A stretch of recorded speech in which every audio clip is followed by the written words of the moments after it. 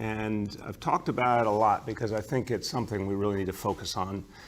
Every one of us has dealt with the strain of this crisis, but our young people, imagine for so many of them trying to make sense of this, dealing with a lot of the pain around them, the reality of being cooped up, not getting to see their friends, so many challenges.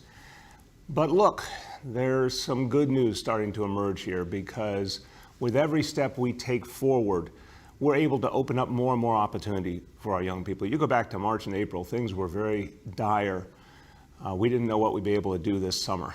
But because we've made so much progress, thanks to all of you, we're now able to do a lot more to engage our young people positively and productively this summer and, of course, beyond. So I want to talk about that. I want to talk about the ways we're going to help them not only have a fun summer, but also have a summer where they grow and they develop and they prepare for their futures. But before I do that, first, something we should all be celebrating, because this is another sign of rebirth and renewal. Opening day of baseball for so many of us. This is one of the great symbols each year that tells us, good things are ahead.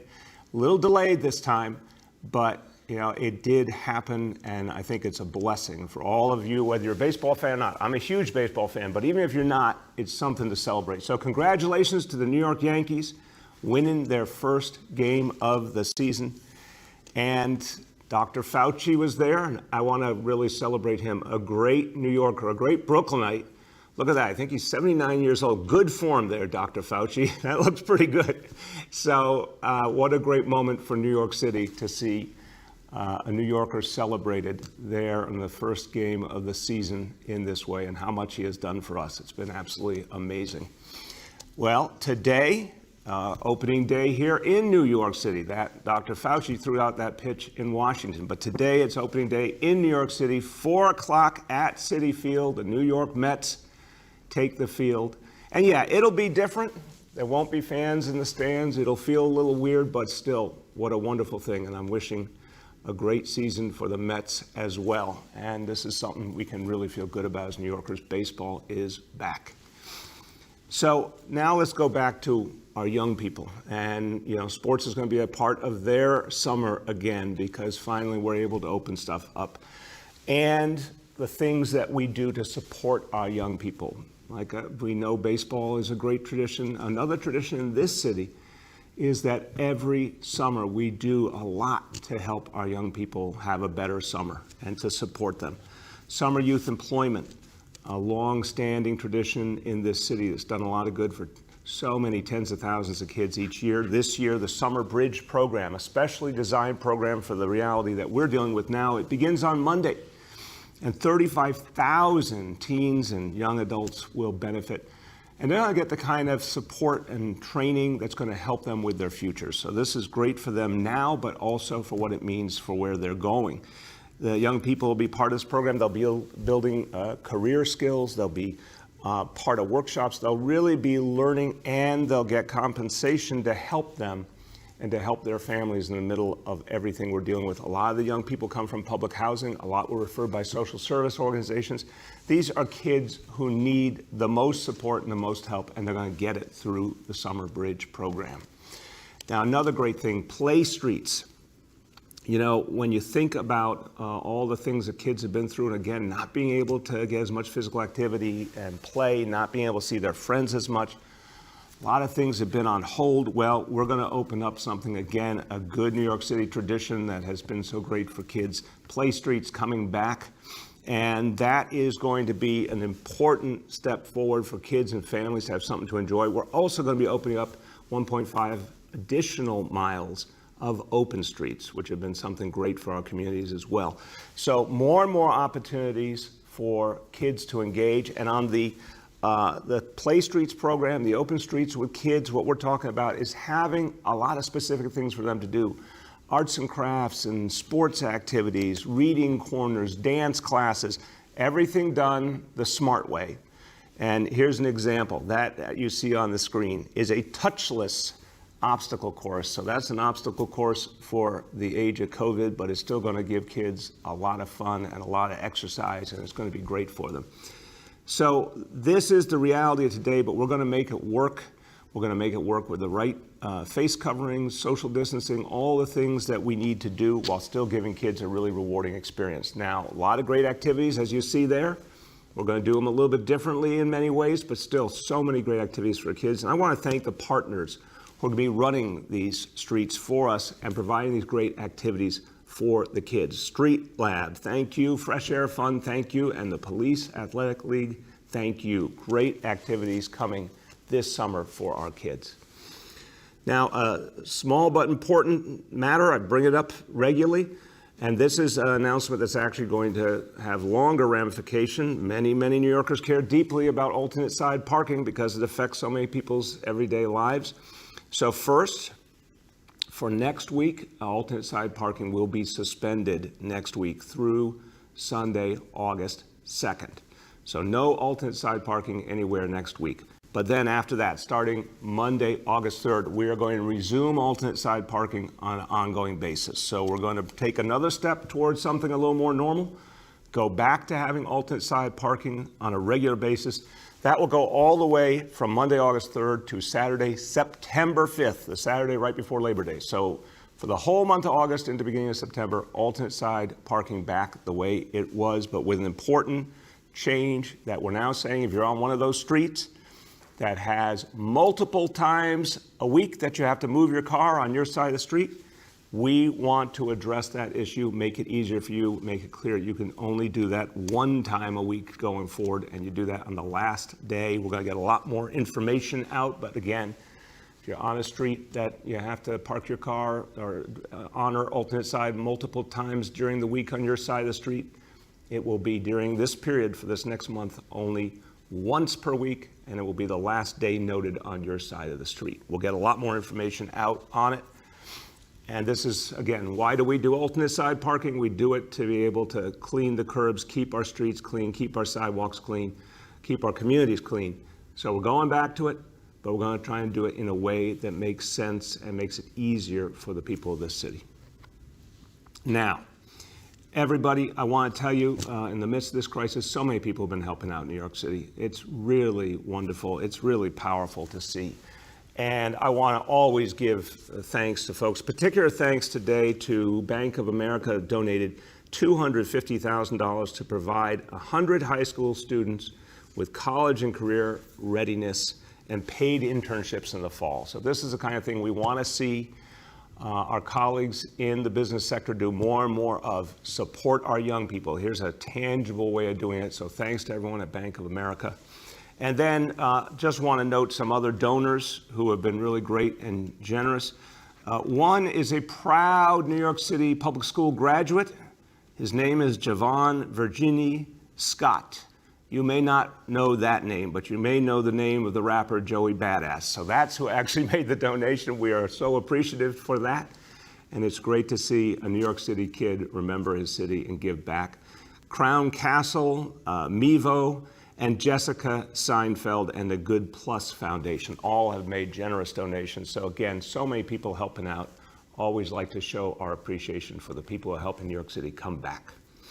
Now, let's do the indicators. And let me tell you, a lot to be proud of again today. So this is such an example of what New Yorkers have achieved together.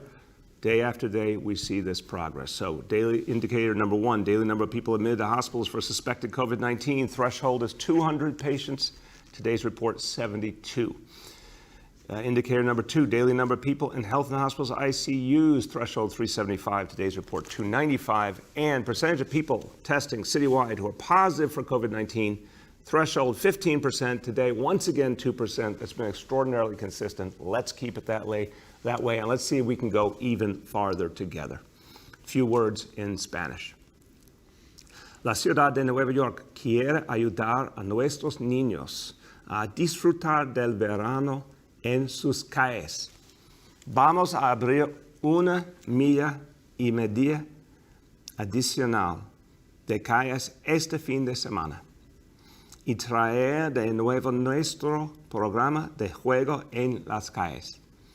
Los niños de la ciudad podrán jugar, practicar deportes y disfrutar con sus amigos de manera segura en nuestras calles. With that, let's turn to our colleagues in the media. Please let me know the name and outlet of each journalist. Hi, all. We have with us here today Transportation Commissioner Trottenberg, Sanitation Commissioner Garcia, Senior Advisor Dr. Varma, and Assistant Commissioner of the Summer Youth Employment Program and Workforce Development at the Department of Youth and Community Development, Daphne Montanez. With that, we'll start with Jillian from WBAI. Good morning, everybody. Good morning, Mr. Mayor. Hey, Jillian, how are you? Mention baseball.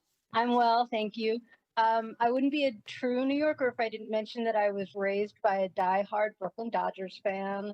So let's go, Mets. Anyway. Wait a minute. That's why I thought you were going to say you were continuing your connection to the Dodgers, but you're saying the Mets as the inheritors of the Dodger tradition. Yeah, they were the replacement, essentially, in the early 60s, late 50s, before my time. So I have a question regarding the open restaurants program. Last month, I brought up the pre-pandemic problems of noise, crowds, and illegal sidewalks in neighborhoods that are bar and restaurant dense, and how little help those communities got from city agencies. Specifically, I asked how the new plan would ensure laws are enforced so there weren't going to be free-for-alls, but that's what's been happening. We know last Friday in Astoria was not a one-off because of weeks of prior complaints, nor is it the only area where this happened. There were pictures posted Saturday night from the Lower East Side, so the very next day, that were a similar scene. It's happening all over. I know you don't want to shut down businesses, that health and safety are your priorities, but you have organizations like the Nightlife. What's your question? I'm getting there. Nightlife Office, Bids, and Hospitality Alliance with clear conflicts of interest involved in coordinating. So it's a little fox hen house. I don't agree with that characterization. Go ahead. Jillian, you got to get to a question. Seriously. Okay. Go ahead. Yeah. Giving responsibility to a more neutral entity. That's the question. Yeah, your voice cut up a little bit. I think I got it. Look, I just don't agree with the enforcement to. I don't agree with the assumption that the folks we work with in the industry, we've listened for their thoughts, their advice, but we still obviously are going to do what government has to do and balance all the different pieces of the equation. I think this is a very unusual situation. Health and safety has to come first, unquestionably. And we need to do everything that will help avoid that kind of crowding. What we found was overwhelmingly people were in compliance. And just the facts are the facts. Where we sent inspectors out, where we sent educators out, overwhelmingly people in compliance, or they moved into compliance quickly. We have had some troubled areas. You're right about that part of Astoria. You're right about the Lower East Side. We've got to do better there. But it is still not my impulse to say wide-scale shut down businesses or wide-scale fines, because I really think that backfires in terms of what we're trying to achieve of getting people back to work. So more and better education, more focused enforcement, and we have made clear if people really ignore the warnings, then of course some institutions sadly will be shut down, fines will use. But we are still striking a balance, and I still believe overwhelmingly compliance has been consistent in most of the city. Go ahead. Jillian, okay. Well, in a different area, there was quite a bit of blowback from my question last week about the Small Business Job Survival Act, which is now called the Job Survival Act. The Small Business Congress said that you actually were playing dumb, that you knew the difference because, in fact, you had actively supported the arbitration bill when you were running for public advocate, and then you switched, and then the revenue talking points started becoming the norm. I'm trying to edit my question so it's shorter. They call this all a distraction, a red herring, because the real estate industry is opposed to giving small business owners those basic lease renewal fairness issues. I was a little surprised when you said that you thought landlords would do the right thing, because there's not really a track record of that, even after 9/11. So has your memory been refreshed? And please explain how an economic progressive can take such a laissez-faire position, especially given the plethora of empty storefronts across. So appreciate the question. I will note the editorialization within. I don't do laissez-faire. I never have. I have consistently been opposed by REBNY throughout my career, so I just would like to get the facts straight. What I said to you was, and I want to be honest about, I don't remember the specifics. I do owe you an answer on that, and that's true, and I'll make sure we do that today. The arbitration idea is very interesting to me in the context we're in. I remind you that I think everything has been thrown for such a loop that what I said, I stand by. I would hope that this is not business as usual. This is not like the normal realities with landlords. I would hope landlords would realize, both morally and practically, that if they throw out a tenant, they're not going to have someone to replace them anytime soon. But I do want to look at the arbitration issue again. I'll give you an answer to that. I told you about the legal problems with commercial rent control that I truly believe are there under the laws of this nation and this state. And I said in State of the City, we want to see if there's a way to find a new model. But I will definitely come back to you on the arbitration question because I think that's an interesting point. Next, we have Katie from the Wall Street Journal. Hey, good morning, Mayor. I wanted to ask you another small business question. I know, obviously, there's rental and eviction problems for residential tenants, but the city had a commercial rent program that funded lawyers and allowed, would help small business owners renegotiate leases and that kind of thing by paying for that. But that was cut in the budget. So I'm curious if you would want to reinstate some of that to help small businesses, because, a lot of people predict that there will be just a cascading closure of businesses. Yeah, that is not only a good question, that is an excellent question, Katie, because that is one of the things that as we were going through with the many, many items in the budget, I am increasingly feel that piece was not clear enough because apparently it was a program that was on a timeline and slated to end. I think it was after 3 years, and it should have been discussed differently in the budget process rather than just allowed to lapse. So we're going to go back and look at that one again and see if there's a way to revive it. I think that's exactly the kind of thing we should be doing now, and I think that might have been something we missed in the budget process.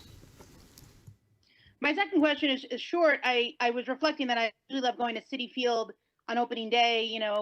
If you're there, you get the old Queen's cheer. So I'm curious, will you be involved at all in today's ceremony or the opening day? No plan to. I don't know what the Mets are doing today or what the Yankees are going to be doing, but all I care about is they're back. And I just think it's good for the city and good for all of us to see another step in the right direction.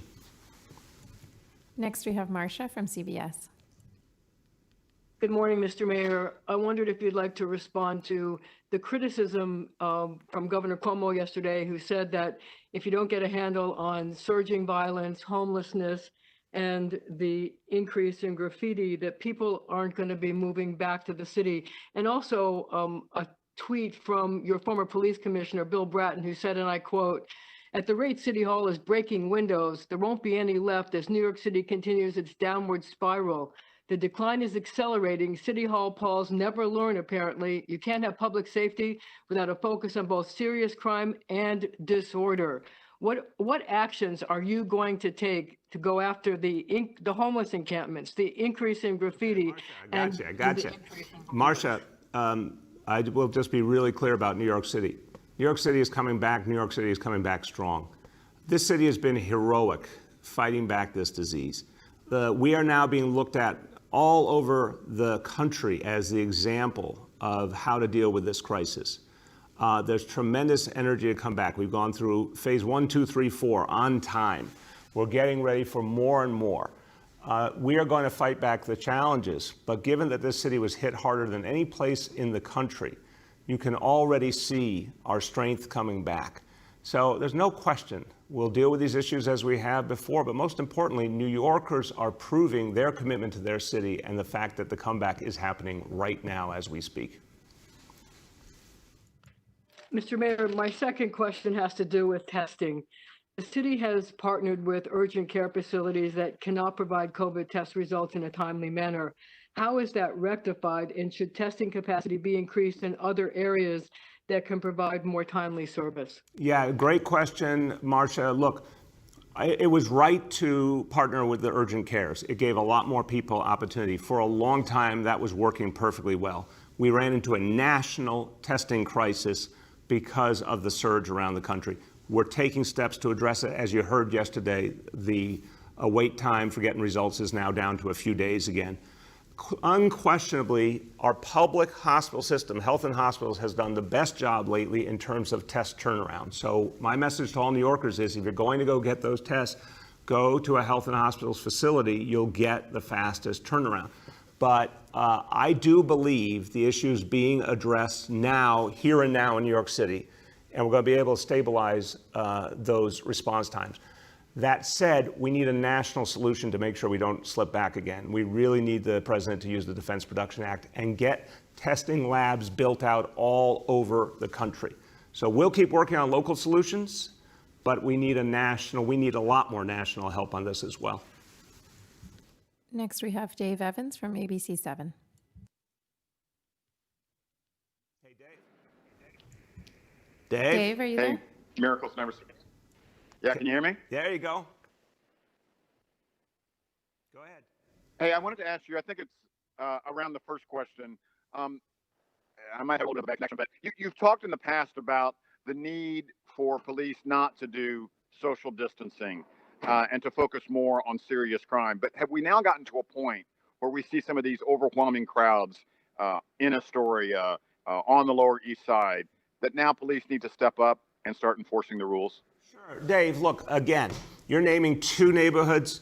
We're looking at the whole city. We're looking at 10 or 15 areas that have a lot of bars and restaurants. And where we've seen, there's clearly been a problem in Astoria, there's clearly been a problem in the Lower East Side. Not as much in the other places. I still think the fundamental education efforts, the civilian ambassadors, and then particularly the sheriff's office have been really effective overwhelmingly. But where we need to go and use tougher measures like shutting down an institution, we will. And I think, look, the bar and restaurant world did see places starting to be shut down. I think that message is spreading that they've got to be responsible. But where we need to bring in the NYPD in particular situations, absolutely we will. Go ahead. Okay, my second question along the same line. This weekend it's going to be nice. Nice warm evenings on Saturday and Sunday. What do you expect? What are you planning for with enforcement? A lot of enforcement. We absolutely are planning to have a lot of people out. Again, the civilian folks doing the education, the face coverings, a lot from the sheriff's office, PD as needed. But we are very focused on getting the point across to people that everyone's got to take this seriously and help each other by following the rules. Next, we have Yoav from the city. Hi, Mr. Mayor. I wanted to ask you about the two disciplinary investigations by the NYPD, one in the George Zapantis case and the other in the attempted removal of the homeless guy from the subway who was struck in the face. In each case, the NYPD says it's deferring to a criminal investigation, one by the Manhattan DA, one by the state attorney general, but both those offices said they've made no such request. So I'm wondering where you're getting the information that the NYPD has been asked to delay those investigations, and have those requests been in writing or orally? Look, again, I get my information from the NYPD because they are reporting that both those entities are involved in the investigation of those cases, which is simply a factual matter. They are. But look, I want to cut through this. You've asked the question, others have. I want to just get this back to wherever we can make clear when there's immediate disciplinary action, that should be announced immediately, and only if it's a particularly challenging situation with another government entity involved. Sometimes that may make it impossible to speak quickly, but I really want to get back to the point that a simple standard of, in the first few days, is there a cause for an immediate disciplinary action or not? Thereafter, the investigation proceeds quickly and we get to a decision on whether there's bigger discipline. So we'll get you a clearer answer today, but it is a factual matter that those other investigatory entities have been involved. Go ahead. Okay, thanks. Staying on the removal of the homeless individual from the subway, some public officials, some elected officials voiced some real strong concern that the officer who punches the individual twice in the face doesn't look like there's going to be any kind of modified duty for him. And I guess I'm wondering, having viewed the video, and what are New Yorkers supposed to think about witnessing someone get struck in the face with such force, and that seems to be okay for the NYPD and City Hall? No, Yoav, it's just not a fair explanation of what happened. It was an incident that played out over a substantial period of time. From everything I've seen and everything I've heard of the nuances of what happened, this is not a cut and dried situation, including the fact that the civilian unfortunately did strike the officer, and that's a fundamental problem. So what is clear to me, when an officer does something that's inappropriate, that merits either modification or suspension, it needs to happen and needs to happen quickly. When they don't, there are other types of corrective activities, retraining, and other things that can be used. But a piece of video doesn't always tell you the whole story. There's got to be every single case a full investigation, and then if there's bigger disciplinary action needs to happen, it will happen. And we're going to be very visible, showing people that, because it's important for the public to see it. And now, because the laws have changed, we're going to be able to show people the disciplinary process in real time on an ongoing basis. And that will be more and more true with every passing week as we make these changes. Next, we have Emily from New York 1. Good morning, Mayor de Blasio. Hey, Emily, how are you? I'm well, thank you. Hope you're well too.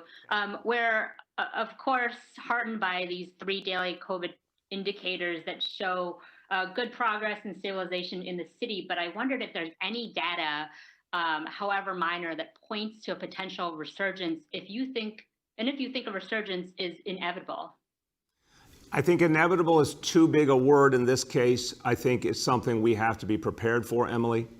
I'm really concerned about people coming here, and I want us to keep working with the state and the Port Authority to tighten up that quarantine program constantly.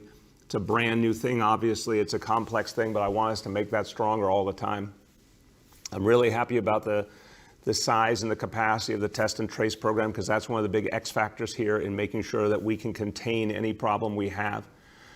So we have to be ready as more and more activity occurs, but I do think the difference here than other parts of the country is New Yorkers have shown tremendous commitment, partly because we walked through hell and we went through so much, but partly because New Yorkers actually have a sense of looking out for each other and thinking as a community that's real deep, and we've seen it in crisis after crisis. And I think this is one of the reasons why you're not seeing a resurgence so far.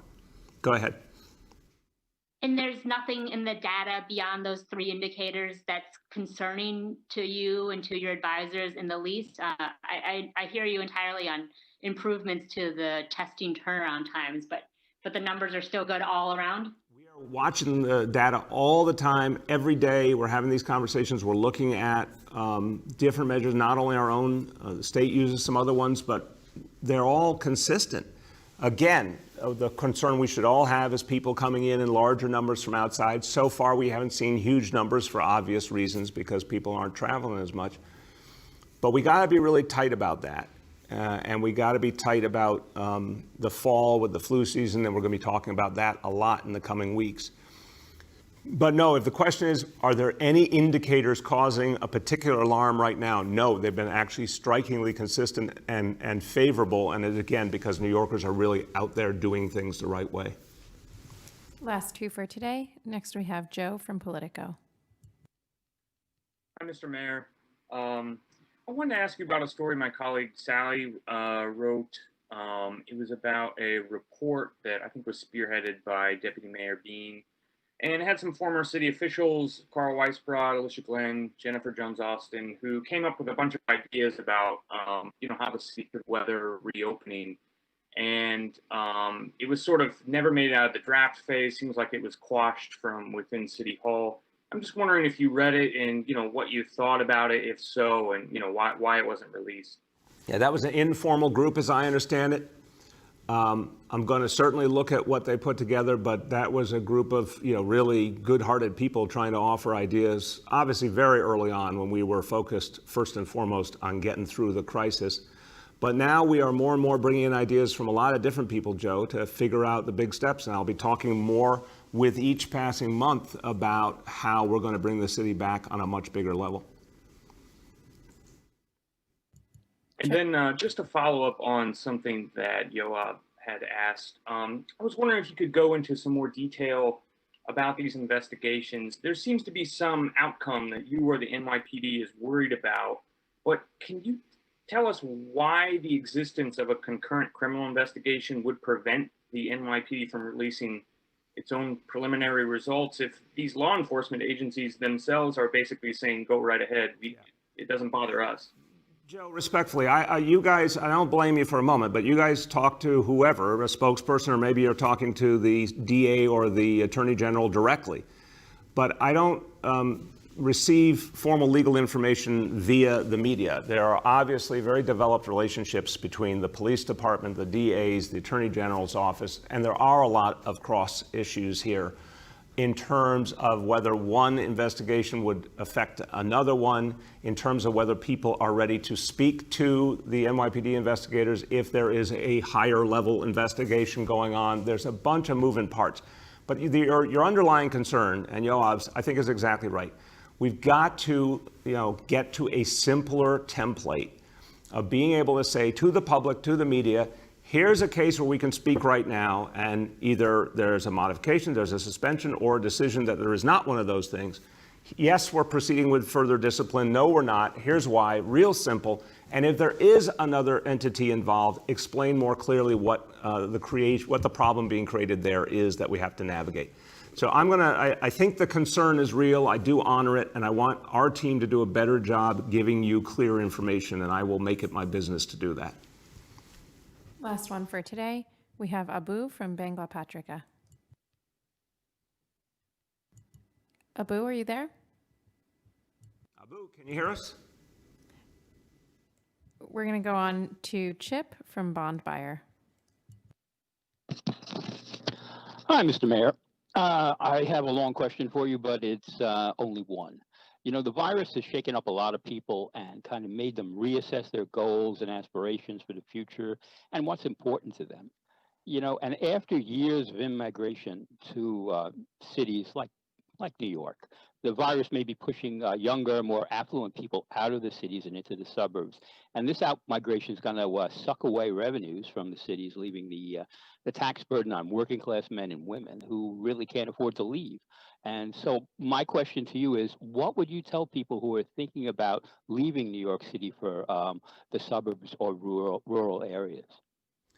Well, Chip, I appreciate the question. It's an important question.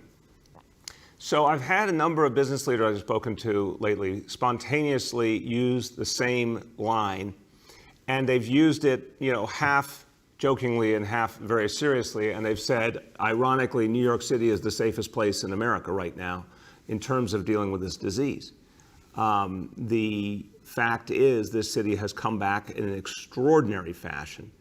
And what New Yorkers have done, everyday people have done, what our healthcare institutions have done, the caliber of our professionals in public and private service, everything has kind of come to the fore. There's a reason we were able to come back from that. And I think for a lot of people, they're looking at that and they're saying New York City is a very special place, and they're seeing it actually in a new light.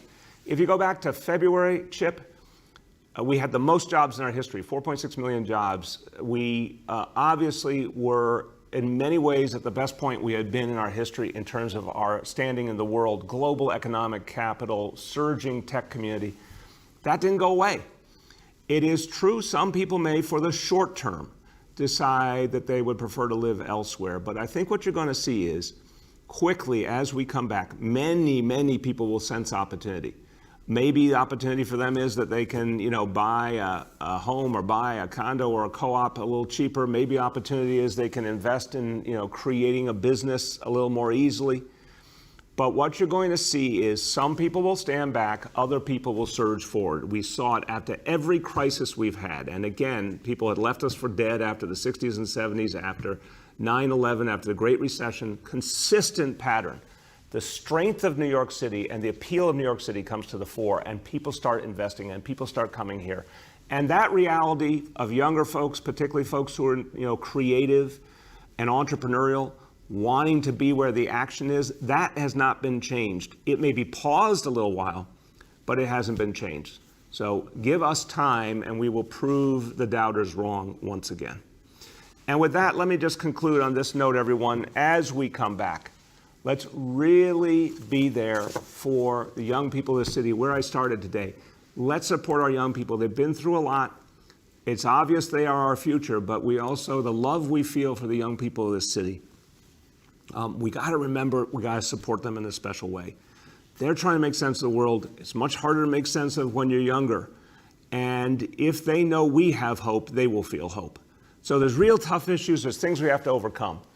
But let's be proud of how far New York City has come. Let's be proud of where we are going, because we've always found our way back to a better place. But let's communicate that to our young people. If our young people see we believe, they will believe.